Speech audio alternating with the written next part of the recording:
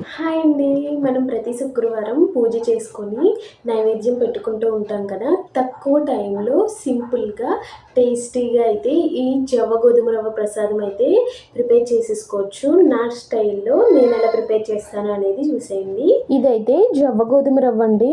ఎర్ర గోధుమ రవ్వ కూడా అంటారు కదా! దీంతోనే మనం ప్రసాదం ప్రిపేర్ చేసుకుందాం. ఫస్ట్ ఒక ప్యాన్ పెట్టుకొని అందులో 1 స్పూన్ ఘీ యాడ్ చేసుకొని డ్రై ఫ్రూట్స్ వేసుకొని చక్కగా ఫ్రై చేసుకోవాలి. రవ్వ కూడా లో ఫ్లేమ్‌లో చక్కగా ఫ్రై చేసుకొని 1 కప్ రవ్వకి 3 కప్స్ వాటర్ వేసుకొని ఒకసారి మిక్స్ చేసుకొని మూత పెట్టేసి చక్కగా ఉడికించండి. ఈ ప్రసాదానికి మంచి టేస్ట్‌ని యాడ్ చేసేది ఇదేనండి. 3 యాలక్కాయలు, ఒక మిరియం, అలాగే చిన్ని దాల్చిన చెక్క ముక్క, చిన్ని పచ్చకర్పూరం ఇవన్నీ పౌడర్ కింద చేసుకొని ఇందులో యాడ్ చేసుకోండి. బెల్లం కూడా తగినంత యాడ్ చేసేసుకొని చక్కగా మూత పెట్టి ఒక 5 మినిట్స్ ఉంచారంటే మన ప్రసాదం రెడీ అయిపోతుంది. చాలా బాగుంటుంది. ఒకసారి ట్రై చేసి ఈ వీడియో నచ్చితే ఒక్క లైక్ చేసి